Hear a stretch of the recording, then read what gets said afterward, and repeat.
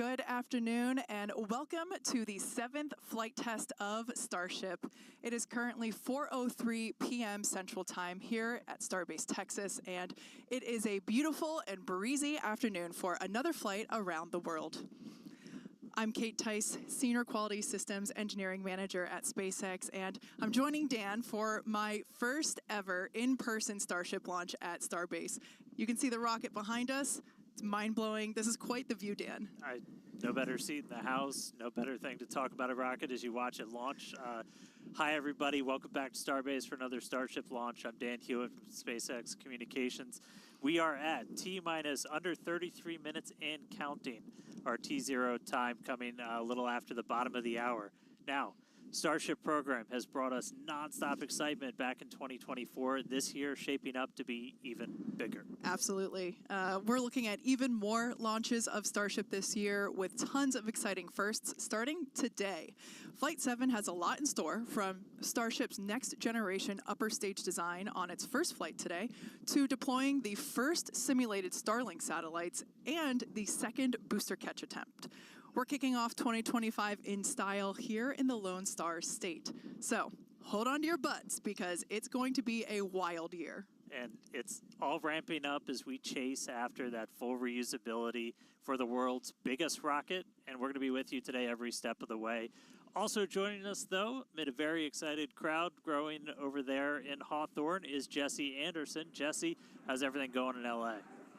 Hey, Dan and Kate, everything is all good here on the factory floor. We're just outside of mission control, and we're T-minus 31 minutes away, but we already have a really big crowd here building. There you go. Starting to build up here. Every flight of Starship has made huge progress, and today is another exciting one. We're joined by Starship, Raptor, and Starlink teams here with me today, and everyone is getting super excited for this flight test. So with that in mind, I expect it to get very loud in here soon. But for now, I'm going to hand it back over to you guys at Starbase for a quick look back at the flights that brought us here today. Hey, thanks, Jesse. Now, the more we fly safely, the faster we learn, the sooner we realize full and rapid reuse. The previous 6 flight tests proved we're on the right track. Each one of those tests provides a ton of invaluable data and, of course, some pretty great views along the way. Oh, yeah. Every one of those tests informed the upgrades that are debuting on today's flight test. And you know, we've all been watching this, following through the incredible testing campaign for every flight. And man, I can't wait for today as well as everything else we've got planned this year. Just a recap of what happened just before this flight test. Our most recent one was back in November 19th. That was Flight 6. It lifted off at 4 p.m. Central from Starbase, Texas, just a couple miles over our shoulders. It was a gorgeous sunset ascent. Let's take a look. Attention all flight crew members, flight is go for launch.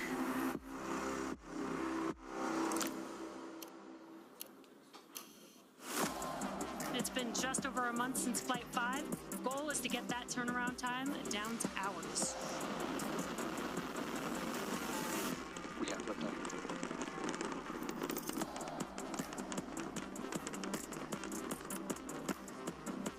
Stage separation. 30 seconds until catch decision.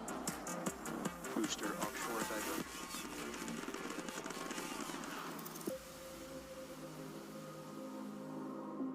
Tune in and watch the ship fly around planet Earth.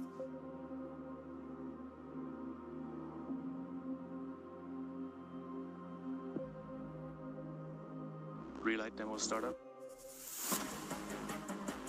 And shutdown. Starship is at 100 kilometers altitude. Flaps now have control of the vehicle.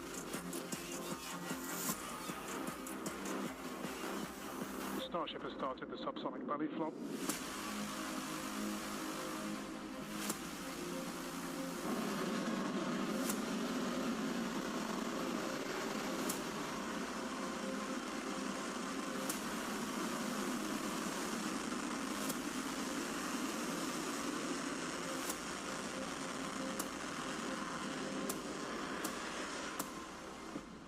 Starship has landed.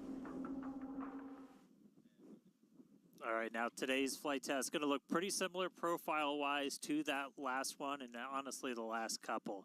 So everything starts off, as always, with liftoff. The Super Heavy igniting those 33 Raptor engines. Super Heavy going to power us through that initial ascent, get Starship on its way to space before we get to the hot stage maneuver. Exactly. The ship will then ignite engines while it's still attached to the booster. That will allow us to separate the two stages. That booster will leave a few engines on for that flip and return back here to Starbase for a catch at the launch tower. And while booster catch is blowing our minds, ship keeps going all the way to space, gets into its suborbital trajectory. Got a couple on-orbit things. We're going to deploy our first test satellites. Also going to relight a Raptor engine while in space. That all sets us up then for re-entry. As we have seen on the previous flights, courtesy of Starlink, that re-entry period gives us such gorgeous views. It's like, just a rainbow flow of colors as the ship re-enters the Earth's atmosphere. The ship will relight its engines, perform a flip maneuver for a soft water landing in our targeted location in the Indian Ocean. And that will once again be daylight given our later launch window. So today's flight test will be launching the next generation of Starship. It'll attempt the first payload deployment test, fly multiple re-entry experiments geared toward ship catch and reuse, and of course, the launch and return of the Super Heavy booster back to the launch site right there behind us. Yeah, that's going to be amazing, but ship, kind of the star of the show for a lot of stuff today. A huge block of upgrades to Starship's upper stage are debuting on this flight test, adding more capability. We'll start off up top. Those forward flaps got a redesign. They shrunk in size. We shifted them towards the top of the vehicle, away from the heat shield. That's going to make it significantly less exposed to re-entry heating. And then Starship itself, we made it about 2 meters taller. So we stretched it up to about 52 meters. That allowed us to add 25% more propellant volume, along with a bunch of propulsion upgrades like vacuum jacketing of those feed lines to the engines, an entirely new feed line system for the Raptor vacuum engines, an improved avionics module for propulsion, all that adding performance and the ability to fly longer missions. And just like on Flight 6, tiles have been purposely removed to stress test vulnerable areas. This time we're doing it across the entire vehicle, including in critical areas, as we use this flight to push the boundaries of Starship's capabilities. And for re-entry experiments, multiple metallic tiles are being tested, as you can see there on your screen, including some that have a version with active cooling. Then the vehicle's avionics, its brains, got a complete redesign. Some of the new things, we've got 4 of these upgraded Starlink terminals that combine Starlink, global navigation, and RF communications into a single unit.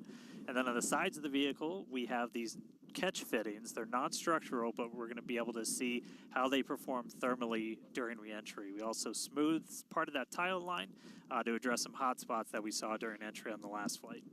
Now the ship and the booster, they weren't the only thing to get some upgrades. On the ground side, several radar sensors will be tested on the tower catch arms as we experiment with additional ways to measure distance between the arms and the vehicle while we prepare for ship catch. Now this is just a handful of the many upgrades included on this flight that make this the most capable Starship that we've flown so far. And then something really cool has me super excited.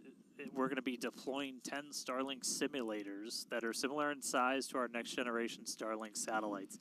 With pretty unparalleled payload capacity and full reusability, Starship's going to be able to deploy our more advanced V3 Starlink satellites, which is going to help us continue to revolutionize global connectivity. Each of those Starlink V3 launches on Starship is going to add about 60 terabits per second of capacity to the Starlink network. And that alone is that's more than 20 times the capacity we're getting with every V2 Mini flight on a Falcon 9 right now. That just helps further Starlink's impact in the coming years as we expand access to high-speed internet all around the world and eventually beyond. And those Starlink simulators are going to be on the same suborbital trajectory as Starship, and they're expected to demise upon entry. Starship itself, its trajectory looks very similar to all of our last several flights, suborbital, splashdown targeted into the Indian Ocean, a couple hundred miles off the western coast of Australia. And then the other on-orbit thing we're doing is going to be relighting a single Raptor engine while in space. We knocked that out last time. V2 ship, new propellant system. Let's do it again on this one. Ship's going to be busy. Now, of course, we can't forget to add that today's Super Heavy booster is reflying flight-proven hardware for the first time. A Raptor engine that flew on the booster that was caught during Starship's 5th flight test. You can see it there on your screen. This flight-proven engine, we've got Raptor 314 there, hence why there's a piece of pie on this nozzle. Maybe we can get that image rotated so you can see it a little bit better. Yeah, there we go. If you didn't already know, we like our jokes around here. So that's what we have planned for today's flight test, and so far everything is on track as we continue to count down. We're now within 23 minutes of launch. We're at 22 minutes and 52 seconds. Everything continues to look good. Still a little breezy, but that's okay for us. Yeah, we set up our desk in a wind tunnel today. It's probably windier here than it is anywhere else, but weather's cooperating, really clear skies, no rain today, still well within our limits for booster launch or catch. Not tracking any issues on vehicle as we continue to count down. We're still loading prop on board. Our range team also reporting that the range looks like it will be clear at our current T0. So that's super important. We're going to keep an eye on that all the way up to the end. As for what we've already done with the vehicle leading up to today, we stacked the vehicle over the weekend. We lifted the ship on top of the Super Heavy booster. Hours ago, we cleared the site of all personnel, and of course, our flight controllers came on console, some of them sitting in the building behind Dan and I. And as Dan mentioned, the range team was deployed. They are standing by in the Gulf to make sure that the booster has a clear to return back to here at the launch tower, but also they are located in the Indian Ocean, standing by to make sure that the targeted landing zone for the ship is also clear as well. And then we knock out a whole bunch of things in the hours before launch. We do an alignment on all the guidance, navigation, and control. We did tank purges, pressure checkouts, make sure we were ready for prop load, check the booster, quick disconnects, and the ship one. We demate the chopsticks. We actually do a little wiggle check on them, make sure we have control, as we're going to be using those for catch. Load up all of the hydraulics that are on the tower, and then we did the initial locks and methane chills, getting them ready for prop load. Now, speaking of prop load, we conducted the go, no-go poll for prop load at 3:30, so a little bit less than an hour ago. All was good there. Prop load is underway. The LOX load on the booster started at T-minus 45 minutes, and fuel started at T-minus 43 minutes. Booster fuel will start at T-minus 41 minutes, and then LOX on the booster started at T-minus 35. So that will all wrap up at T-minus 3 minutes and 20 minutes on the ship side, and at T-minus 2 minutes and 50 seconds on the booster side. So everything is looking good. Propellant is loading. Yeah, looks like we're about half full of everything on booster, 3/4 of the way there on ship, looking good for a launch today. With that, though, let's jump over. Let's check back in with Jesse real quick and all of our teams out at Hawthorne. Thanks, Dan and Kate, and great to hear the updates with the vehicle as we prepare for liftoff. There is a lot more people here, as expected.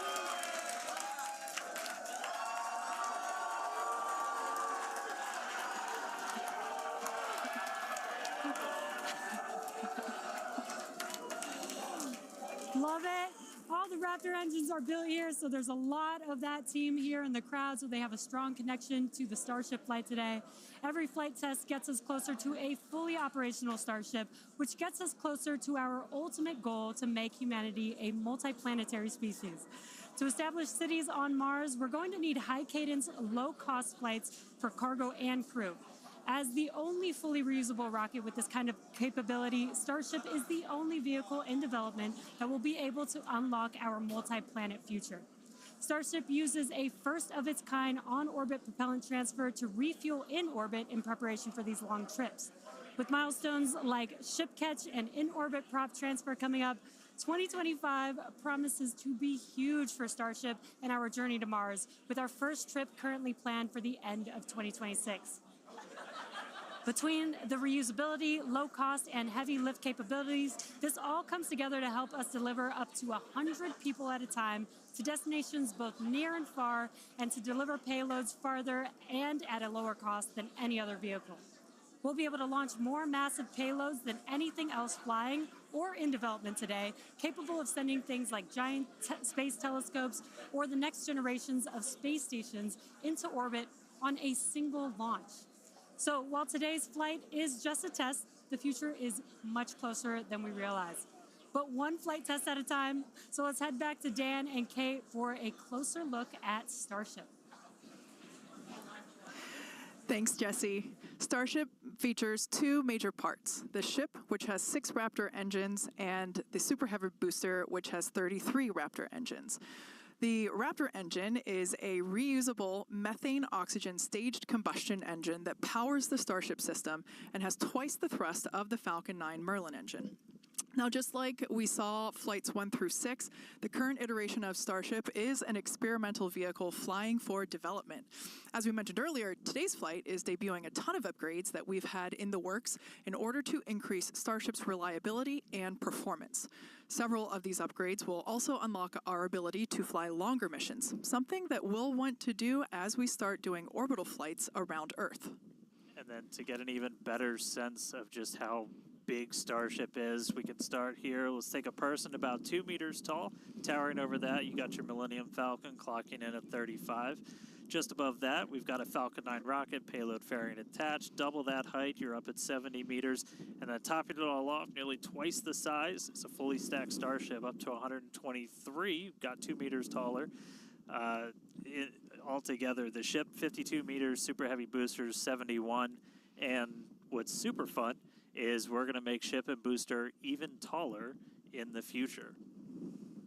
Which is crazy, because turning around and looking at it and thinking that it's going to be bigger, that's mind-blowing. Make the ship as tall as the booster. Now, moving up the rocket, the ship features 6 Raptor engines. 3 optimized for sea level performance and 3 optimized for vacuum performance. Raptor Vacuum, or RVAC, is a similar design to the Raptor engine, but features a larger exhaust section and a larger expansion nozzle to maximize the engine's efficiency in space. Our upgraded ship that we're debuting today carries about 300 more tons of propellant than the last flight's ship, bumping it up from 1,200 metric tons to about 1,500 metric tons. It's a lot.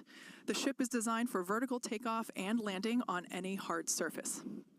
Now, the ship is also outfitted with newly redesigned forward flaps that are used to aerodynamically control the vehicle's attitude during atmospheric flight and enable a precision landing.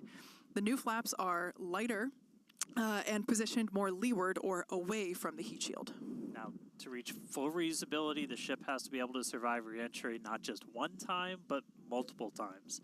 The ship's heat shield is essentially what does the job for that. We've been iterating on that every single flight, building towards that heat shield that requires no refurbishment between flights. Now, the heat shield is composed of thousands of hexagonal ceramic tiles. They're designed to insulate the vehicle during that atmospheric entry where temperatures ramp up to as high as about 2,600 degrees Fahrenheit. A rapidly reusable heat shield has never been flown in history, so continuously improving this, flying new experiments, those are all key focuses of all of our flight tests right now.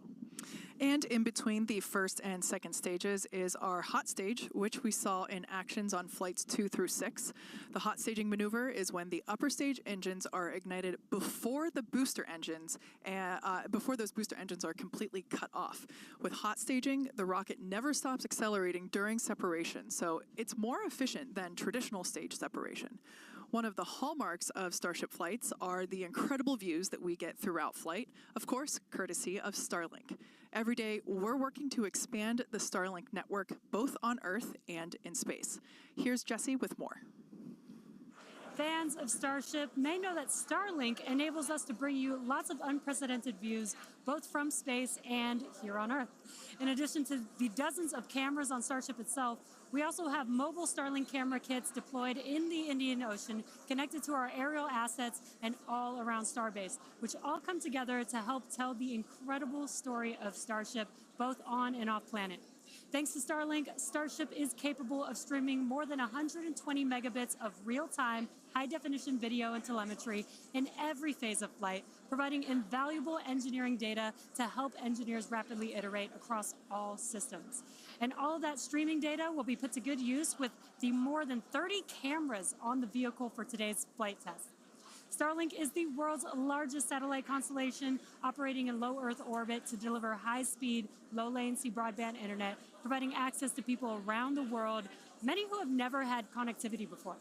Starlink now serves more than 119 countries, territories, and other markets. And here at SpaceX, we've been developing Starlink's communication capabilities not just for humans on Earth, but for astronauts in space. Our recent Polaris Dawn mission, we deployed a high-speed internet connection in Dragon for the very first time.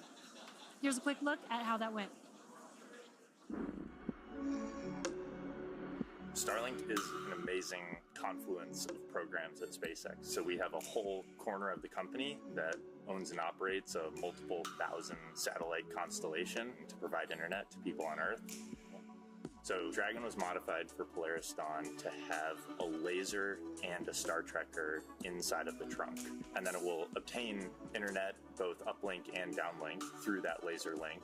And it's connected to a Wi-Fi router, just like you would have in your house. Getting online with Starlink was super easy. It was just like getting online at home, and even easier, perhaps. It just connected automatically and then worked seamlessly. And then it was just internet in space. The Starlink performance on orbit blew us away. It enabled us to talk directly with Mission Control team, and it also enabled us two-way video connection with our families back at home. So it just was an incredible resource. One of my favorite memories is, all four of us in different parts of the spacecraft on phones with our earpieces talking to our families. Get to show them the perspective that we have of Earth. It was very cool to bring them into the mission that way. I was able to show my kids and my husband, what it looked like to be floating in space. I got to show them out the window. Well, my husband even exclaimed that at one point we hung up the call and he called back and I answered and he was like, I called space. Starlink on Dragon is something that we want to include because we have this company within SpaceX that has space-based internet. So what not a better way to test space-based internet in space? From connecting astronauts in space to providing high-speed internet to more than 4.6 million active customers here on Earth, the Starlink team is laser-focused on expanding coverage, increasing speeds, and lowering latency so that we can connect as many as possible around the world and beyond. Last year, we activated Starlink in 27 new markets and are now covering a global area home to 2.8 billion people, including those who live in some of the most remote places on Earth. To meet the growing global demand for high-speed internet, SpaceX opened a new 700,000 square foot factory in Bastrop, Texas, and introduced Starlink Mini as well as an upgraded version of the Starlink Standard Kit. The SpaceX team also achieved an unprecedented launch cadence, conducting 134 Falcon launches, with 89 dedicated to expanding the Starlink constellation. With each launch, Starlink adds more capacity to the constellation and continues to expand its coverage, connecting even more people in underserved and hardest to reach areas of the globe. Now, while our mission to connect the unconnected is far from complete, you can check out some of the Starlink team's highlights from 2024 and learn more about how our customers are furthering Starlink's impact around the world at starlink.com/stories. And a little bit closer to home, we do have a few updates for those impacted by the fires here in Southern California. So far, the Starlink team has provided about 1,350 free kits to fire departments and other disaster response organizations from down in Orange County all the way up to Malibu. That is in addition to applying free Starlink service for thousands of customers impacted by the fires all across the Los Angeles area. And just as critically, since enabling our direct-to-cell satellites with T-Mobile, more than 120,000 text messages have been sent, allowing those in impacted areas to reach loved ones, text 911, or receive emergency alerts. I've never been prouder to be an employee at SpaceX for moments like that where we can help the people and community around us. Make sure to follow @Starlink on X for updates as we continue to work with local response teams, and check out starlink.com/LA wildfires for more information on these efforts. But back to today's flight test. One of our objectives is to return the booster to the launch site where it will be caught by the tower as we did on flight test 5. So let's head back to Dan and Kate for a catch primer. Thanks, Jesse. We are now T-minus 8 minutes and 40 seconds until liftoff. Flight controllers on console there in the building just behind Dan and I. You can actually see the rocket in the distance at the pad 6 miles away. Our excitement is growing. I already am not sure if I'm going to be able to remain coherent after witnessing this, so looking forward to it. You'll be all right. You'll be all right. Just a quick status check. The ship fully loaded in its main tanks on LOX and fuel. We're going to load the header tanks, and booster is going to be closing out real soon as well. Let's talk about that second catch attempt, though. So we're going to use the tower's 2 gigantic robotic arms, call them the chopsticks, same thing we used to stack Starship onto Super Heavy for all the integration ahead of a flight, and that's what we used to catch by moving stuff like landing legs from the booster to the ground side.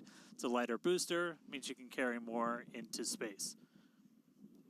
Now, in a nominal operational scenario following liftoff and after the 2 stages separate in flight, Super Heavy will return to the launch site, reignite its engines to slow the vehicle down, and the tower's arms will catch the rocket booster. And just to get to this point, just like before, thousands of distinct vehicle pad criteria have to be met prior to that return and catch. We need healthy systems on the booster, healthy systems on the tower, and a manual command from our mission flight director for the day. If we don't send that command before the boost back burn ends, or if any of those automated checks kick us out, that's what happened on Flight 6, the Super Heavy booster will divert to an offshore trajectory, and it'll go out and do a landing burn and a soft splashdown in the Gulf of Mexico. Now, we have said it before, but it remains true today. We accept no compromises when it comes to ensuring the safety of the public and our team, and that return will only take place if the conditions are right. And one of the unique aspects of Starship flights is the return and the catch of that Super Heavy booster and the audible sonic boom that it comes with it in the area around the return location.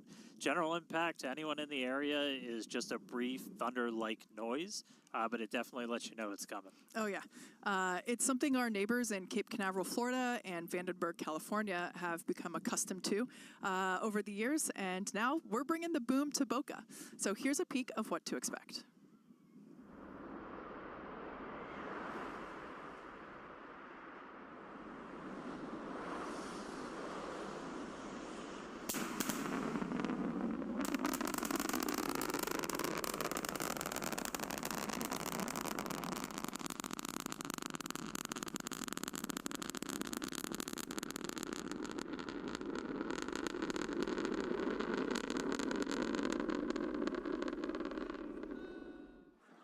As I mentioned earlier, we have Starship, Raptor, and Starlink employees here fully invested in this flight test.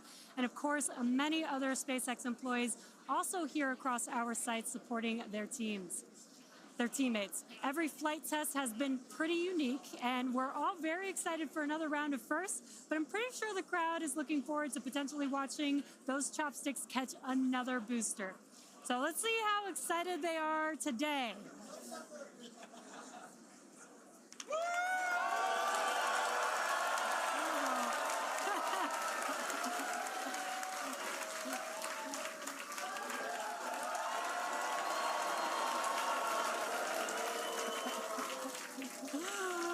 Just under 5 minutes to go. We are all very excited here. We're going to send it back to you at Starbase for the final minutes of the countdown. Kate and Dan. All right, thank you, Jesse. So if you just tuned in under 5 minutes ago, you picked the right time to do it. Just a quick status check. So we're almost fully loaded on the booster. We'll be fully loaded on the ship, fully loaded on the booster coming up soon. Our range team just reported that we're looking go in the range. That's super important. Great Our news. security guys, Mike, Kyle, Nick, the whole team out there in the elements, making sure everything's clear, doing a fantastic job. And we are coming up on 4 minutes and looking good for launch. Yeah, certainly exciting. Now, we do have an opportunity to hold at T-minus 40 seconds if necessary. This is a chance for us to perform additional checks if necessary. If we, need to repressurize some tanks, or if there's a wayward vessel in the range last minute, opportunity to clear it out. But everything currently looking good. Now, once we pass T-minus 40 seconds, a number of events will occur in rapid succession. The ground spin and ignition systems come up to flight pressure. The ship will go to internal power. After that, the quick disconnect, or QD arm lockout, is removed in preparation for retraction, which will happen shortly after T0. And yeah, once we pass T-minus 40 seconds, we do have the ability to recycle the count under certain conditions back to that T-minus 40 second mark and hold there to assess what happened and assess opportunity to proceed again to T0. Yep, we've used that T-minus 40 hold a couple of times. Boat's usually one of the items, but we aren't tracking anything right now that would cause us to hold there. We can hold there for several minutes. Main thing you're watching at is you kind of set a clocks because your temperatures will change and the fuel in the locks, everything pretty quickly. So you've got a couple of minutes that you can hang out and figure things out. There are items that if we pass them, we're scrubbed for the day. One of the main ones is that flame deflector at the bottom of the launch mount. Water begins flowing for that at the T-minus 10 second mark. If we scrub at any point after that, we'll be done for the day. And then teams will need to refill the deflector as well as all of our prop that we use to load on board the vehicle. It's pretty much just under 11 million pounds of prop sitting on that thing right now. And we can actually recycle in about 24 hours now. Which is incredible given the sheer volume of propellant that is on board the vehicle there on your screen. All right, coming up on the 2-minute mark. Again, a lot of ambitious things on the plate for Starship today. T-minus 2 minutes. New ship, new year, a lot of upgrades, doing a lot of ambitious things in space this time. Our first payload deploy, relighting a Raptor engine. We're looking good. So as we mentioned before, we have an opportunity to hold at T-minus 40 seconds, not tracking any issues at the moment that would be necessary right now. So fingers crossed we can pass through that checkpoint without stopping. But the folks on console are continuing to evaluate the launch commit criteria, making sure that the winds are within limits as well as any other weather restrictions. But man, compared to yesterday, this is a textbook gorgeous day. Oh yeah, little breezy today, but we got clear blue skies for a launch today. So at this point, all the prop has been loaded on the vehicle. We've closed everything out. We're doing our final thrust vector control, or steering for the engine checkouts. Once we hit the 30-second mark, we'll hear the flight director give the final go for launch. So we're under a minute. As we said, we're not expecting a hold at T-minus 40. But do not be shocked if that happens. It has happened in the past, and we can hang out there for a couple of minutes if we need to.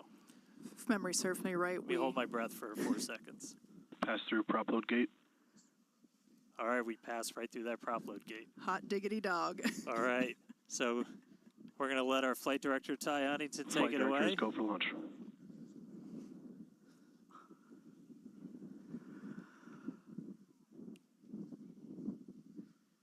And 20 seconds.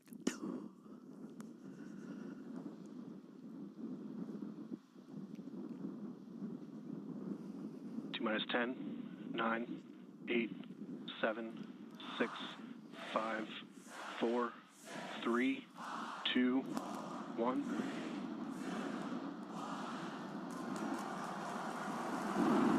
We have liftoff.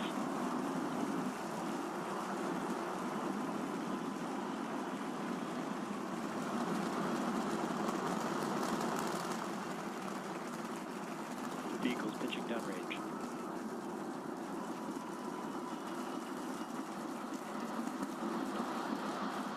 Booster check pressure is nominal.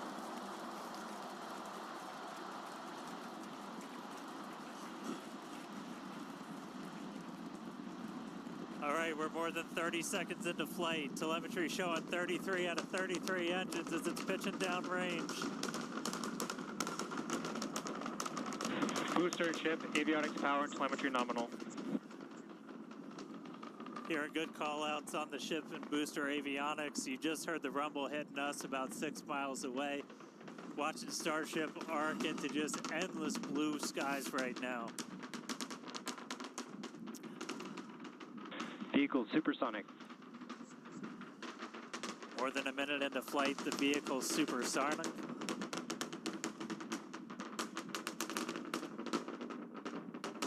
Max Q.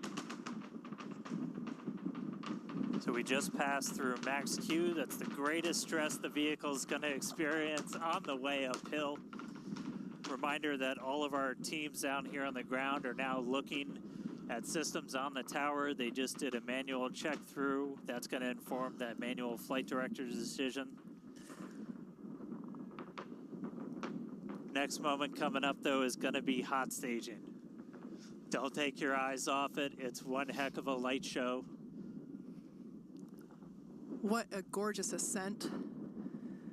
6 ship engines getting ready to ignite. That's going to happen while we're still attached. We can still see the ship's engines from the ground.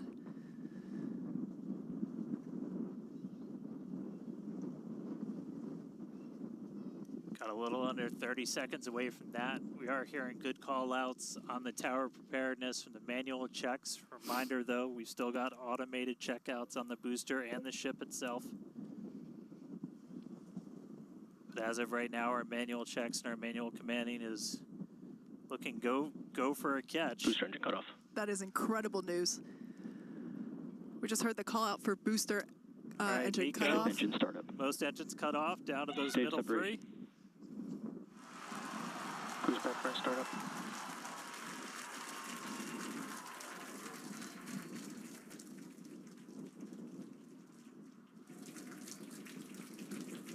All right, hot stage Raptor, chamber confirmed. pressure We've is got a nominal. booster hopefully on our way back to us, and a ship now making its ascent burn into space.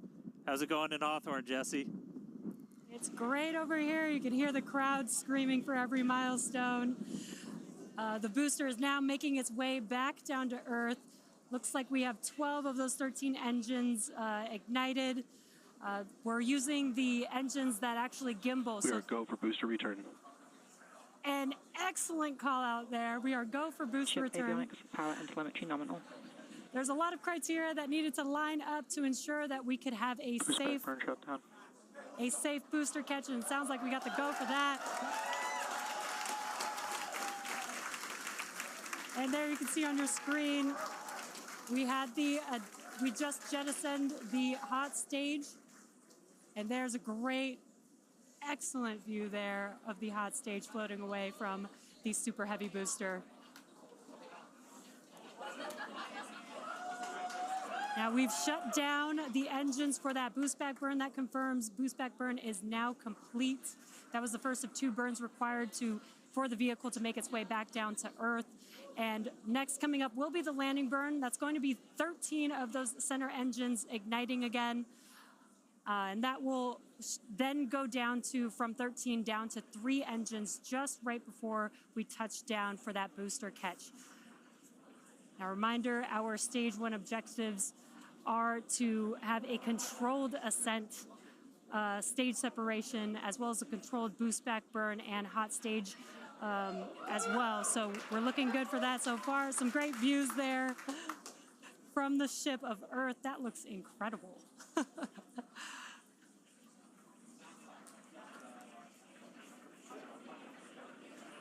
Now, Starship's ship is still firing its engines right now. Starship trajectory nominal. And great call outs. Starship trajectory is nominal. You can follow along the telemetry, the altitude in the bottom left-hand corner for the super heavy booster, as well as the bottom right-hand corner for the ship. And these views are just amazing.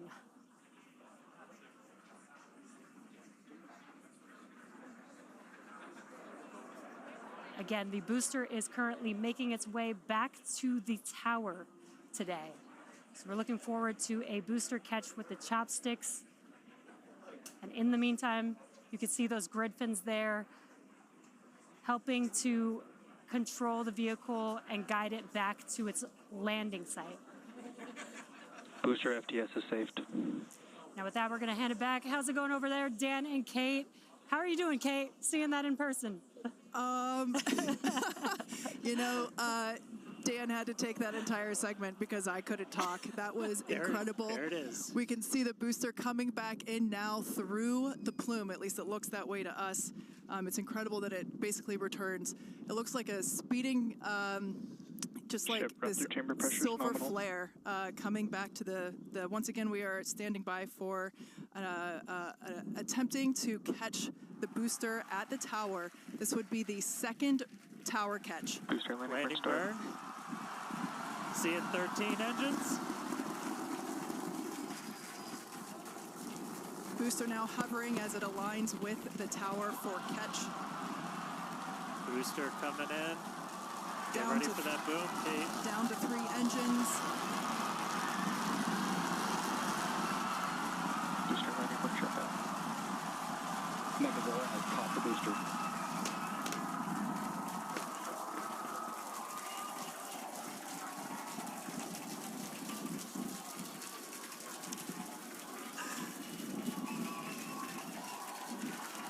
You heard it here. Megazilla has caught the booster.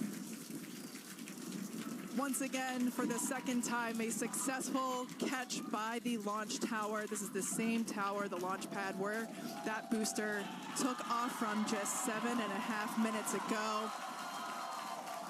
Great view from the chopstick arms, looking at those hypersonic grid fins that steer the booster for that precision landing. It almost looks like it's flapping its wings. Yeah, you can see just how small that catch fitting is, too, on something that's just so massive. That was absolutely insane. Meanwhile, we're not done, but wait, there's more. Wow, that is just absolutely stunning. And this, of course, a gorgeous view there from the tower looking down at the top of the booster.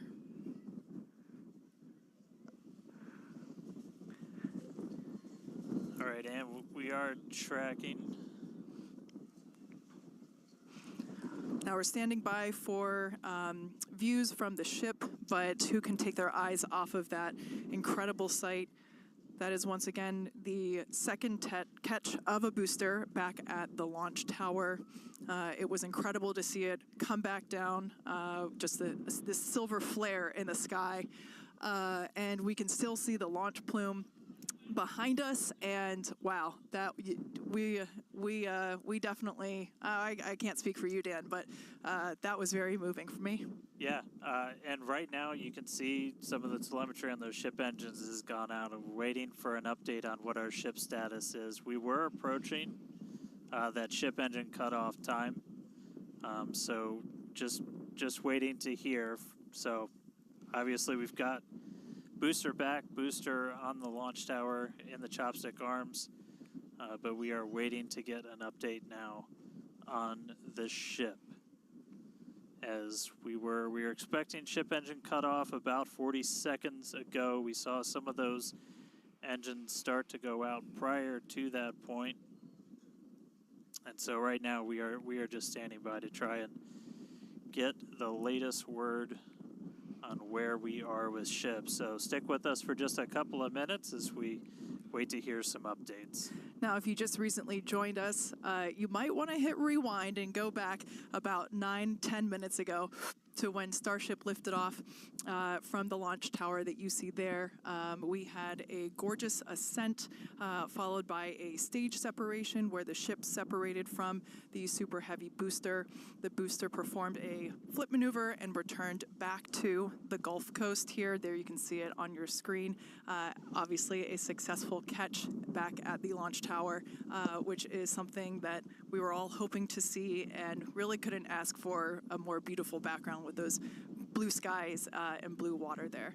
As Dan said, we are standing by for an update on the ship that had ignited its engines and started making its way up to space. So standing by for more info on that. But wow, what an experience to see that take off and for that booster to come back. You can see it there up close on your screen to the place that it launched from. Once again, there were thousands of catch commit criteria, which is basically just all the things that we have to assess and evaluate and basically make sure that they are make sure that everything is clear and acceptable conditions, both on the vehicle side as well as the tower side, in order to enable that catch. So obviously from the last two flights that we have done, where the Flight 6 we attempted but had to divert into the ocean, and then on Flight 5 we did have the first ever successful catch of the booster. We used the learnings of those two flights to hone in that catch commit criteria, and we saw success today, which is pretty awesome.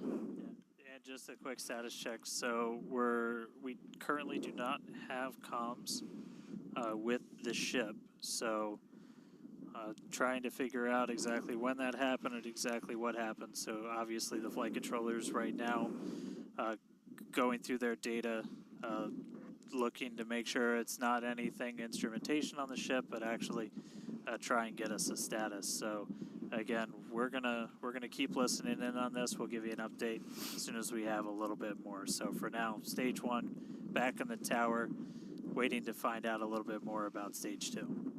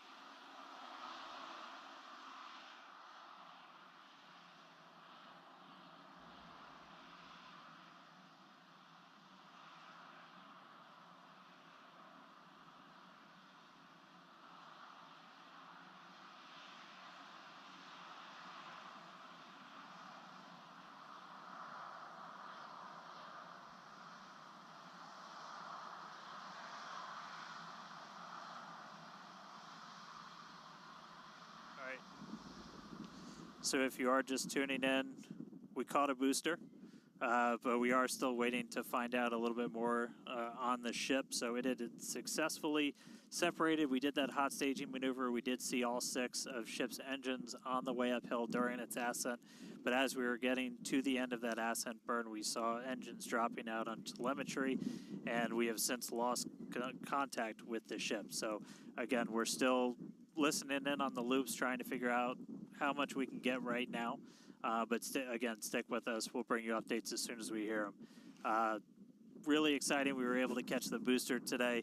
Obviously, we want to get the ship all the way over to the Indian Ocean. May not be able to do that at this point, but we'll give you some updates as soon as we hear a little bit more about the ship. For those that didn't catch earlier, this was a new version of the ship. This was its debut flight.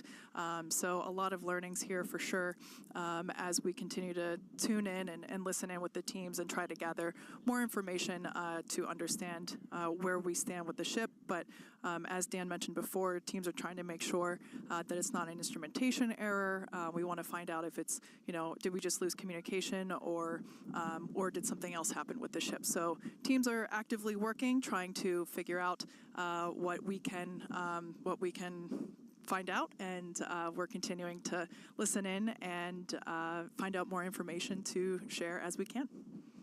But as we said before, and you can see it there on your screen, what a beautiful, beautiful sight to see another booster back at the launch tower. That was successfully caught just minutes ago after sending the ship off into space, and having seen it for the first time with my own eyeballs in person, it was pretty awesome. And yeah, the thunder-like sonic boom was really fun to experience. Yeah. So we are getting a little bit more. So we did lose all communications with the ship.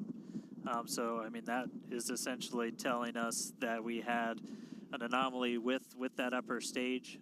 So we've were just coming up to the end of that ascent burn for the ship when we stopped when we started to lose a couple of the engines. We saw those dropping out, and then we did lose telemetry from the ship, so that means we didn't have contact with it.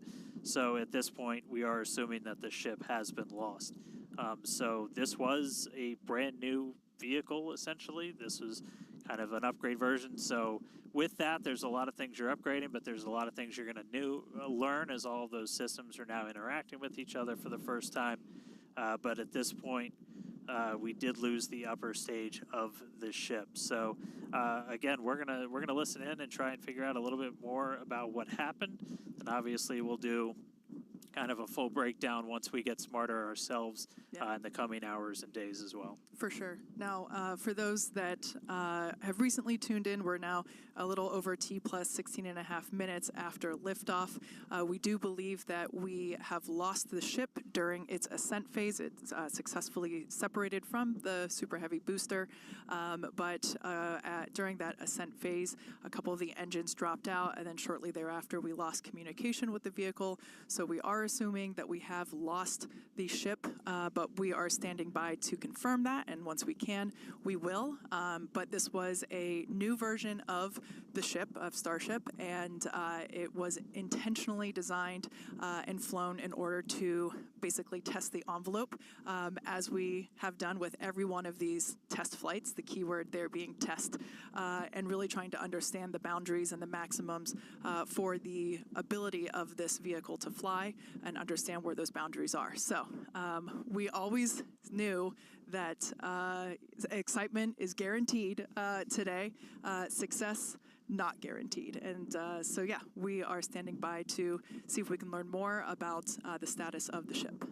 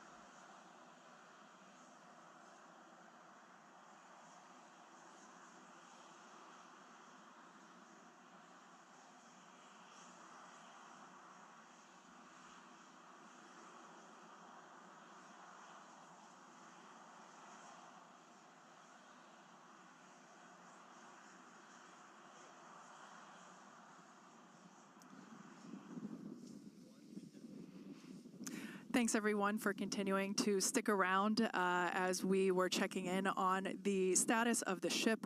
At this point in time, we can confirm that we did lose the ship. However, Starship, the total vehicle, did have an on-time liftoff at 4:37 p.m. Central Time from the launch pad just behind us at Starbase Texas. Gorgeous ascent and successful stage separation. The booster pushed the ship off, and the ship disconnected during that stage separation. The booster came back for a successful, the second ever booster catch at the launch tower, which was pretty incredible to see. Yeah, it was great to see the booster come down, but we are obviously bummed out about ship. It looked like we lost contact with it a little under 8.5 minutes into flight. That's roughly when you start to get to that main engine cutoff. We obviously need to go through all the data. It's going to take some time. In the next hours, days, we're going to figure out exactly what happened, come back, fly the next one, get even farther. Reminder, it's a test. It's a flight test. It's an experimental vehicle.